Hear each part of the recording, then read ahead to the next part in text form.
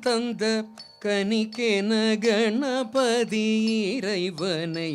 வலமாக வந்து கனிதனை அடைய முனி தந்த கனிக்கென கணபதி இறைவனை வலமாக வந்து கனிதனை அடைய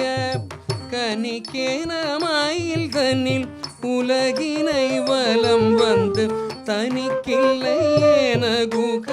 வெகுந்தேகிய அந்த முனி தந்த